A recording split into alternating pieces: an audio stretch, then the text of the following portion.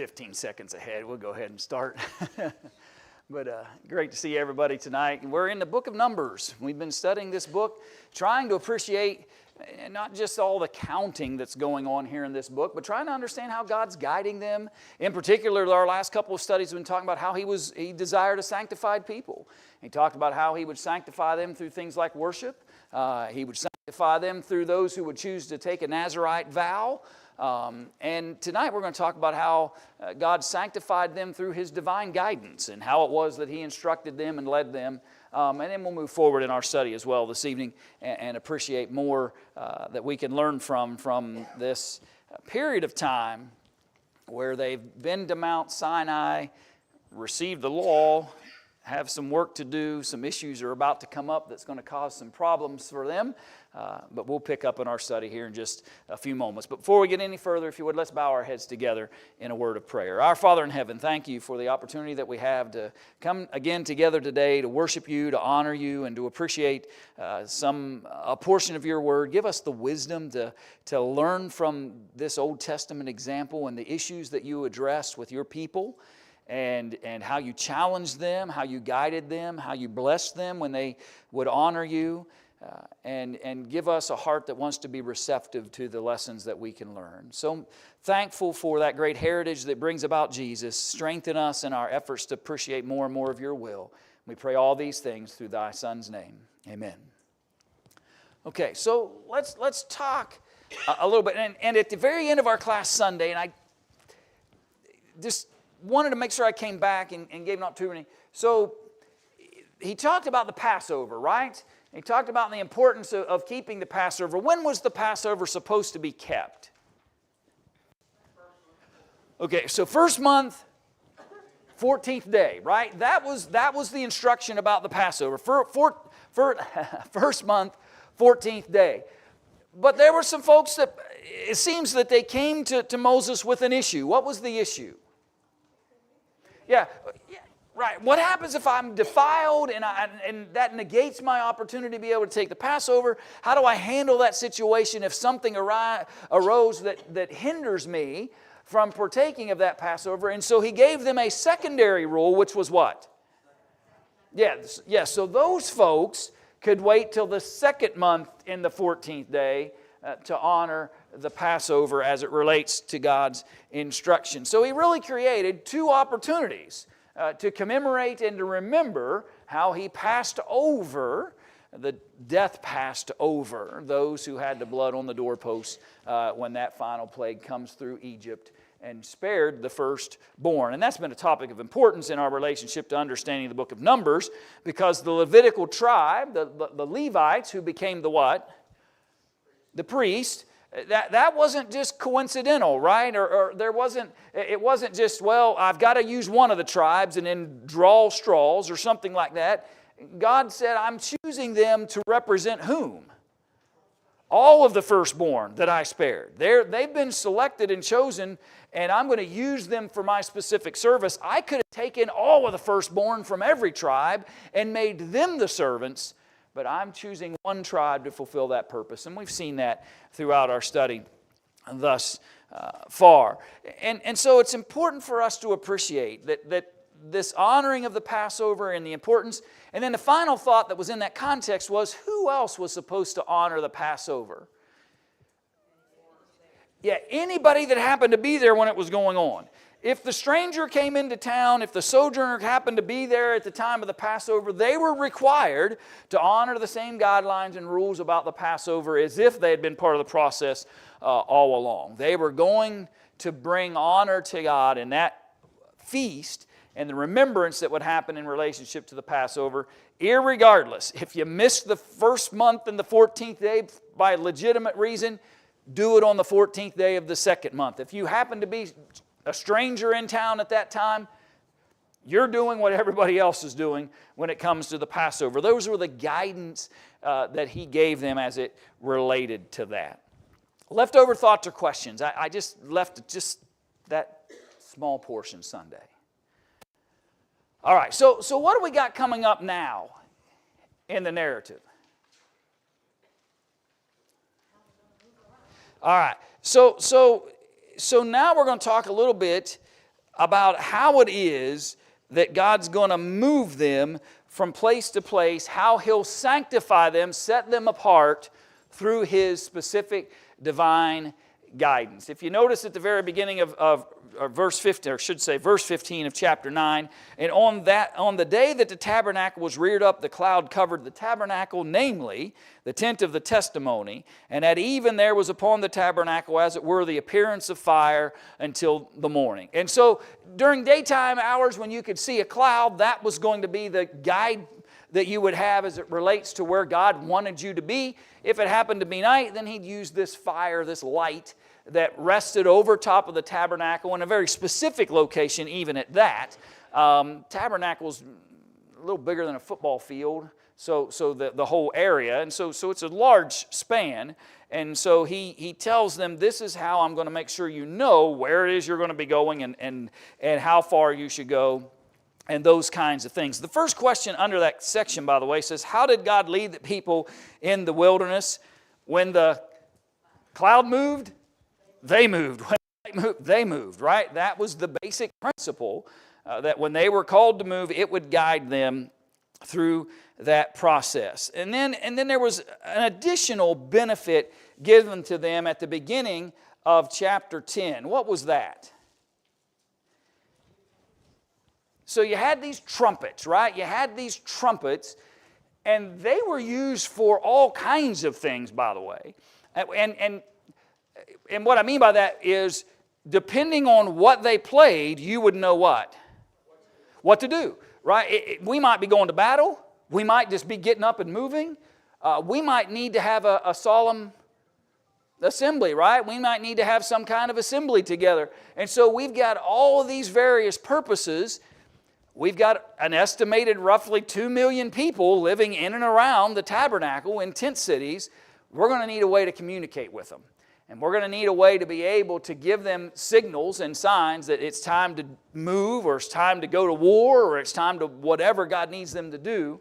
So He establishes these trumpets in order that people might know when certain action should take place. And I think the simple appreciation we should have at the end of chapter 9, beginning of chapter 10, is that God, they're not even to the wandering in the wilderness quite yet, but He's not going to leave them to wander in the sense that they're just picking and choosing where it is that they need to go and where they should go next. He's using visual cues, a cloud and a fire, a light, in order to help them know where they're supposed to go. And then He's also giving them audible cues as to what the next purpose might be, whether it's time to assemble, whether it's time to go to war, whether we should move from east to west or west to east or north to south or whatever it might be. God isn't leaving those things to chance. God isn't leaving those things, by the way, to their own discretion. He'll give the instruction. He'll give the guidance to the people. And by the way, if I'm going to move 2 million people in the right direction, I'm going to have some ability by which to make that happen. And this is the communication that's going to come to them in order to aid the process of leading God's people and keeping them separate for His purposes. Sanctification, separation, set apart for the purpose of God is throughout the first 10 chapters, really, of the book. And we see it throughout in the various ways that God used in order to make sure He set His people apart for the particular purposes that He had. Any last thoughts, questions you might have about that, all that conversation about sanctification? Okay, let's move on then. So we're still in chapter 10. We're in verse 11. So let me see if I can pull up the right map here for you and show this to you on the screen. Make it a little bigger for you. So, nope, that's not the one I want. That's the one I want. So, if you can see on that screen, and I'll walk up here, and for those at home, I apologize. You won't be able to see this or me, but you can hear me. But all the way to the top, on the left-hand side, that's Goshen. Right? That's where they were. That's where the people, the Israelites, had been growing and growing and multiplying, right there in Egypt. That was the area in which they were in. And so then you kind of see that blue arrow line is what you're looking at on that map. That's the generally believed travel of the Israelites when they left Egypt and they begin to traverse. Remember, they don't just go straight over, and can't be in two places at one time. I wish I could, but I can't. I'm going to shrink that down just a little bit because I want you to notice something with me, and I'm going to walk up here and point this out to you. They are going way up there, okay? That's the promised land. That's Canaan, way up there. It's interesting, right? Because as the crow flies, what would we do if we were over here in Goshen and wanted to go to Canaan? Just make a straight line, right? The easiest way to get between 2 points is a straight line, but God knew they weren't ready to handle that. In fact, so much so that He takes them completely out of the picture, brings them all the way down here to the south, and they ultimately land down here at Mount Sinai. And that's kind of where you are throughout the book of Exodus, leading up to that point. And then through the first 10 chapters of the book of Numbers, all of that's happening, the latter end of Exodus and the first part of Numbers, all happening right there at Sinai. Okay? From the time he receives the law until the time he begins to now, in chapter 10, begin to move. Where are they heading? I believe the text tells us. Okay. They're heading towards Paran. Look at verse 12. And the children of Israel took their journeys out of the wilderness of Sinai, and the cloud rested in the wilderness of Paran, however you want to say it. And I walked up there without changing back to the map.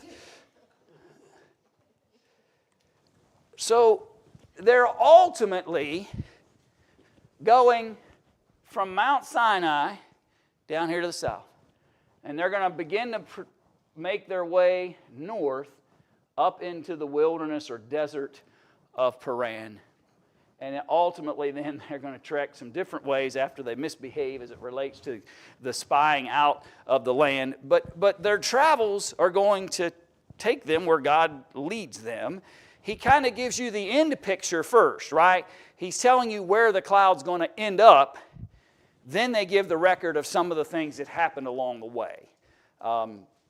As it relates to these chapters, really from chapter 10 through chapter 25. So let's talk about some of the details now about what's happening as they move. The first question: Israel departs Mount Sinai. The first question under that in your outlines said, as the children of Israel started their journey, what tribe was in the front? Okay, Judah was in the front of that process as they begin to leave. Now here's what's interesting about that. I'm going to show you another picture. It's in your outlines. You'd have to back up 4 or 5 pages to see it. But I want to show you this and remind you of this. And think about that map I just showed you. So Judah, okay, Judah is here to the east. His encampment, that included Issachar and Zebulun, they're over here to the east. So we're here in Sinai. We've built the tabernacle. We've got all the things necessary now. We've got all those Levites have all been given their jobs. Even some families have been given some very specific jobs when it's time to lift everything up and carry it out of there. And if you remember that map, it's hard for me to show them both to you standing up here. But if you remember, they're going northeast in their travels here. So if you think about this encampment, when you read the text, you're going to see that it kind of spins counterclockwise. And Reuben begins to make the trek north and east, and then he's followed by Reuben. Then I believe, I have to go back to my notes and remember, but then the Kohathites and those folks begin to round up the tabernacle stuff and begin to follow. Then Ephraim's encampment begins to come, and the last on this particular movement is the encampment of Dan that is to the north though map-wise they were probably closer. And yet, which is the largest encampment? That's Judah. It has about 186,400 men that were counted in that fighting age group that they were running that census through. So they're the largest encampment that there is. So it makes sense in some ways from a practicality standpoint. Number one, there's more people to fight off any danger that we might encounter on the way. And number two, sometimes it's easiest to get the biggest bunch of folks out of the way and moving. It could become pretty congested if you leave that largest group of people you've got to move to the very end. It could create a greater challenge for you than you needed to have. And so wisdom of God, He begins the guidance, and He begins to lead the people towards Paran in an effort to lead them ultimately towards the promised land. It's interesting, and just note this. When this conversation started, when we started studying the book of Numbers, and these instructions began to come, we were in the second year, in the first day of the second month. At this point, we're in the 20th day of the second month of the second year. And all I'm trying to get you to realize is there was only a 19-day gap from the things that we've been learning and seeing and the instructions they've been getting and the getting organized about the tabernacle. It had been built and constructed. Then guidance came about who's going to be responsible for all of it. And we've been 19 days from that at the beginning of the book of Numbers to this moment here when there's the first time they got to do what? Pack it up and move it. So 19 days from the time they're ready to start organizing until the time that God calls for them to start moving, if I'm doing my math right and reading things right, 19 days. 20th day of the second month. This whole thing started, I believe, in the beginning of Numbers chapter 1 in the first day of the second month. And you can go back and double check me on that. So not a lot of time, right? Not a lot of time after organizing that they end up beginning to move, at least from this conversation out of the book of Numbers, as Judah is going to lead the way. There's an individual brought up down here beginning in verse 29. And the question that was asked was, who was Hobab and what did Moses request of him? Who is he? Well, all right, so let's read that. Depends on how you read it. And it's interesting. Moses, I'm reading from King James on the screen here, verse 29. Moses said unto Hobab, the son of Raguel, the Midianite, Moses' father-in-law. What do we usually call him? Jethro, right? Don't be troubled by that, by the way. There are multitudes of individuals within Scripture that have a multitude of names that they're referenced by. In fact, go read the list of the apostles. And you're going to find that you get guys connected to two different names as it relates to how the Bible identifies them. So Moses said to Hobab, the son of Raguel or Reuel, depending on translation issues, Moses' father-in-law, we're journeying unto the place of which the Lord said, I will give it you. Come thou with us, and we will do thee good, for the Lord has spoken good concerning Israel. I believe this is his brother-in-law. This is his, who's his wife? This is Abor's brother. Okay? And he's there, right? But he's not a what? He's not an Israelite, right? He's a Midianite. And when Moses goes and says, hey, you should come with us. And by the way, he gives him pretty good reason. If you stay with us, as the Lord blesses us, He'll bless you. As He blesses us, He'll bless you. You ought to come on and stay with us. But what's his first reaction to that? I think, no, I'm going home. I don't want to do that. I'm going home. And Moses then can, you see that, by the way, in verse 30. Will not go. I will depart to my own land and to my own kindred. And then Moses starts pleading with him, right? Who's ultimately going to help Moses through everything he's got to deal with? God. Is it a sign of lack of faith that Moses might want a little extra help around him when he begins to take on this role and responsibility? No, I think this is human Moses recognizing the magnitude of what he is about to have to fulfill, and the one guy closest to him maybe that he might be able to ask for a little extra help is his brother-in-law. And so he inquires of him, please come and stay with us. When he says, nah, don't think I'm going to do that, think I'll go back home to my own kindred, Moses begins to plead with him in order that he might go ahead and travel with them through that process. Pick up verse 32 with me. Numbers chapter 10, verse 32. It shall be, if thou go with us, yea, it shall be, that what goodness the Lord shall do unto us, the same will we do unto thee. And they departed from the mount of the Lord 3 days' journey, and the ark of the covenant of the Lord went before them in the 3 days' journey to search out a resting place for them. Sounds like he what? Yeah, it sounds like he went with Moses, right? The implication that I'm getting from that is that he doesn't want to do it.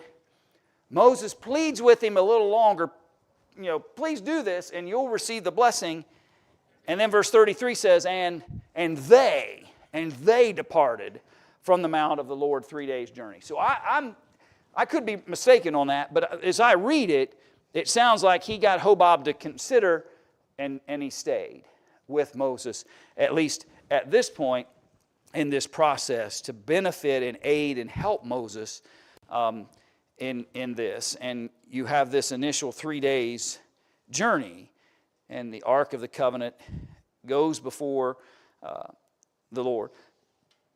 And then the clouds there upon them by day when they went out of the camp. I want you to notice something in verses 35 and 36, though. It said, it came to pass when the ark set forward that Moses said, rise up, Lord, and let thine enemies be scattered, and let them that hate thee flee before thee. And when it rested, he said, return, O Lord, unto the many thousands of Israel. Now, can God be anywhere he wants to be? A little bit ago, I said I wish I could be down here on the floor controlling the computer and up there pointing stuff out to you on the screen up there. I can't. God could. But it's interesting in the mindset of Moses, right? He says when we're pressing forward, when we're traveling and moving, where's Moses want the Lord? Where's he want him? Out in front of us. Lord, stay out there in front of us. When the enemies arrive, when the obstacles come, I want you to encounter those enemies or those challenges. I want you to be out there in the front in order that you might be able to handle issues and things that the people might encounter. Once you tell us to stop, then what? Come on back here. Come on back here to the camp. So it's interesting, right? I found it interesting anyway, that the man Moses, in his understanding and appreciation for what God can do for him, basically requests of God to be in the right position to help him regardless of where he might be. Am I moving, traveling? Get out in front of me. Here's the little application that I thought of when I read that. Is I think sometimes we might benefit from similar prayer. Sometimes we're trying to move forward and we need to say, Lord, get out in front of me. Get out in front of me and help guide and direct and resolve conflicts, challenges that might be coming that are out in front of me. When it's time for rest, be here to protect me and strengthen me and help me. I love the mindset of Moses here. It just meant something to me anyway when I was thinking about this imagery of when you're moving You want God out in front of you. When you're resting, you want God in your immediate presence. And that was just kind of a fascinating little piece of the testimony that was offered here as it relates to Moses. All right, so we're moving, right? And everybody seems to be so far doing what they're supposed to be doing. But what happens in chapter 11? All right, so here come the complaints, right? Here come the complaints. The question under failure of the people in your outline, the first question was, why did God send fire down from heaven in the first 5 verses of chapter 11? I already answered it, I realize that, but because they were complaining. Now let's talk a little bit more in detail about what it was they were complaining about. When the people complained, it displeased the Lord, and the Lord heard it. And his anger was kindled, and the fire of the Lord burnt among them and consumed them that were in the uttermost parts of the camp. And the people cried unto Moses, and when Moses prayed unto the Lord, the fire was quenched. And he called the name of the place Taberah, because the fire of the Lord burnt among them. And the mixed multitude that was among them fell a-lusting. And the children of Israel also wept again and said, who shall give us flesh to eat? They start complaining not just about their circumstance, but now they don't like the manner in which God is providing for them. They're tired of what? They're tired of eating bread all day, okay? They're tired of eating manna from the ground day in, day in, day out, day in, day out. From a human side, can we understand that? Yeah, I mean, there was a fella when I used to was a short order cook and a delivery guy down here at the restaurant here in town, and there was a guy that came in. And he loved, it's just, I don't even know where we got it from, but it was these little cups of honey mustard that you sell with chicken nuggets, right? And he loved this honey mustard. And he actually come in and asked us if we just order him a case of it. Just order me a case of that so I can have it at home. So we ordered him a case. It was about a month and a half later, he walked in with half a case, laid it on the counter and said, I can't have another drop of that stuff. I've eaten so much of that, I can't take it anymore. Just take it. Just keep it, right? And all I'm trying to illustrate to you is you understand the humanity side of that. And maybe also a pause to appreciate, sometimes we might think God isn't taking care of me because He's not taking care of me the way I want Him to. He was taking care of them. And to many, it might have been pretty boring. And to apparently a mixed multitude within them, maybe folks that had availability of things that maybe the general Israelite folk may not have, because they talk about what? We remember what? Verse 5, we remember the fish. And we ate that so freely in Egypt. We remember the cucumbers and the melons and the leeks and the onions and the garlic, right? Life was so wonderful back there enslaved to Egypt. Isn't the mind a funny thing? How you can convince yourself, because the moment you're in may not be exactly what you wanted or thought it should be or what you had hoped for. And so you become convinced that a horrible existence that you had prior was somehow better. And so they begin to complain about it. And basically the point is made that God what? He hears it. This isn't just a complaint over here to your tent mates that are living 2 tents down from you here. This is God's listening to these complaints and these murmurings and the things that you're talking about among the people. And that lack of faith that God knew how to take care of them if He would trust them. But they begin to grumble, and we already mentioned. So what did they think about when they grumbled, and what did they say about Egypt? Yeah, all those wonderful things that we had access to, and that wonderful condition. Notice verse 8 and 9 with me. And the people went about and gathered it. Have you ever looked in the cupboard and stared at it? And thought, okay, if I take that and I mix it with that and I put that in a pot. I have no idea what I'm talking about, by the way. I live out of a microwave when I'm by myself. But anyway, but you get it, right? And here's the point I'm trying to make. That's what they were doing with manna. They were coming up with as many creative ways to eat manna as they could. Notice, they would gather it. Then they would grind it in mills or beat it with mortar. And they would bake it in pans. And they'd make cakes out of it. And the taste of it was as the taste of fresh oil. Everything they tried to make manna better, it didn't work out so well. And then you got the problem. What happens when you got a heavy dew on the ground that day? Your bread's soggy, right? Your manna's soggy. All I'm trying to get us to see is the human side of this. I'm not saying it was okay for them to murmur and complain against God. What I'm saying is we can see how the human mindset was processing all of this.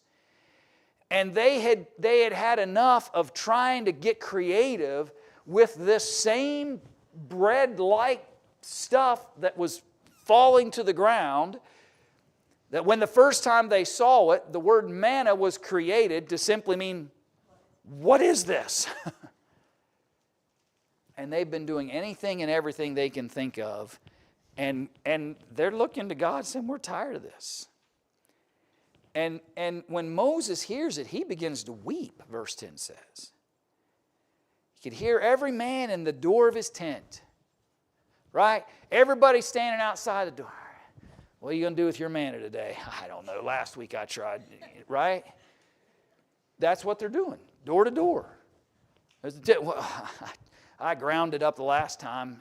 I tried to use some oil with it, and all I could taste was the oil. When I got, right? You can hear them. You can hear the conversations going on outside, and Moses is hearing it. He's not happy. The anger of God's being kindled through this process, and it's creating greater and greater challenges for them every step of the way. And friends, here's the lesson for us. It is a human temptation to become bored with the way God is using us and purposing us and the things that He's creating and delivering for us to sustain us in this life. It happened to them. They didn't have to do anything but walk out of their tent and pick it up, right? That's it. They didn't have to work for it. They didn't have to just go outside and gather it. And before the Sabbath, grab a couple extra. But they became bored. And sometimes I think the temptation for us is the same.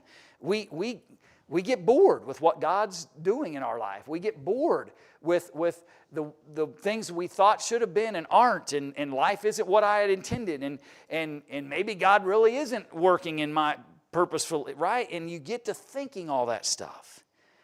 And it becomes a distraction to us in our efforts to honor God. So the first failure happens as it relates to the people. Who's the second failure happen with? It happens with Moses. So what did Moses ask for? If you're looking in your outlines, failure of Moses, first question. What did Moses request of God? And it's pretty sad. Yeah. Just strike me down. just strike me down. Moses says unto the Lord, wherefore hast thou afflicted thy servant? And wherefore have I not found favor in thy sight, that thou layest the burden of all this people upon me? They were complaining about the bread, the manna.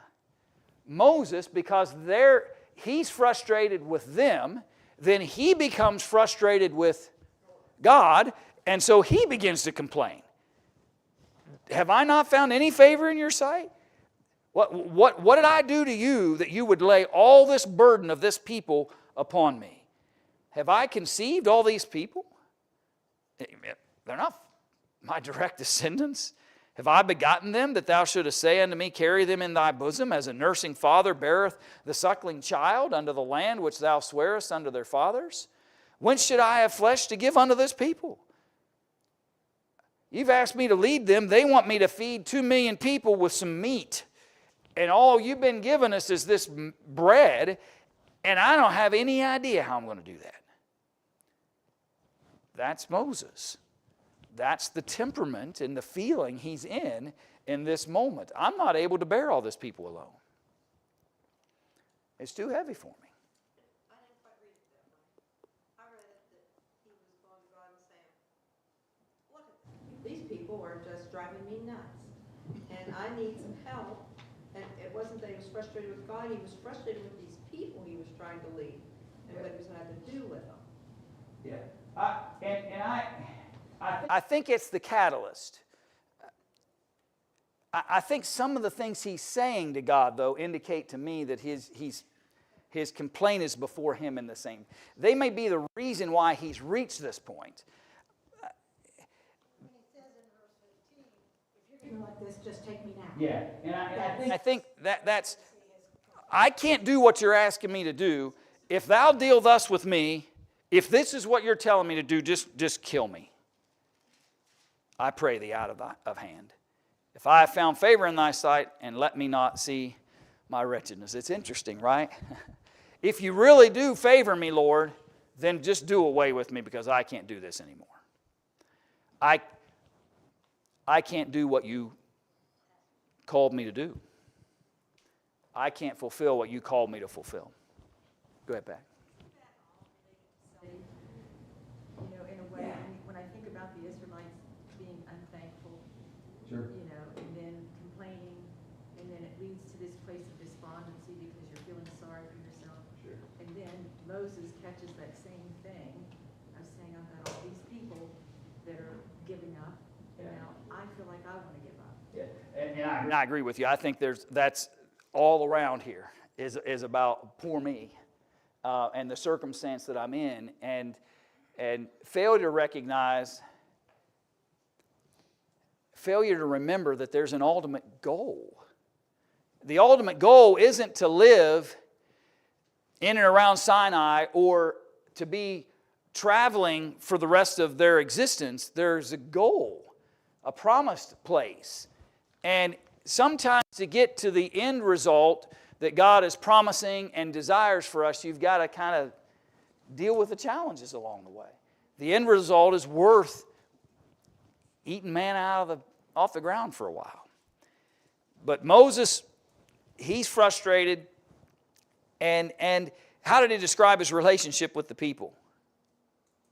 He was like a what? They were a burden to him. How does he describe the relationship? Yeah, like a father, right? And I always look around and see if Deborah came back upstairs. Deborah was great. We feed, right? But I could go get one of the kids out of the crib and bring them back for Deborah to feed. And she'd feed them, and I'd take them back to the crib and set them back down, and I'd go back in, and she'd look at me and say, "You going to bring me that child or not?" I said, I just did. She could go back to sleep, just on a dime. She'd gone, right, back to sleep, think she'd... And here's what I'm trying to get you at. As hard as 2, 3 in the morning as a father, to the crib, back to the mother, back to the crib, back to the mother with one. Moses says, I'm doing that with 1 million. That's how I feel. I feel like I'm carrying, nursing children, but not just one or two of my own. I'm doing this with the multitude that you've given me. That was how he felt. He didn't feel like a leader. He felt like a late night father trying to just help his wife keep the children fed. And that began to create challenges for Moses. So what's the answer going to be? We'll talk more about this Sunday morning. What's the answer going to be? I'm going to get you some help. You know, God doesn't like the fact Moses is complaining, but he recognizes that Moses is going to need some help. What's he give him? Isn't that number interesting? Take a look between now and Sunday and tell me why that number is interesting. See if you can find any reasons in Scripture that number might be interesting. You know, don't tell me tonight. I'll come back to it Sunday morning. Maybe you've already thought about it, but just think about that number 70 and think about where that number has come up in a different moment of help and need. And I'll share it with you if you don't find it on Sunday.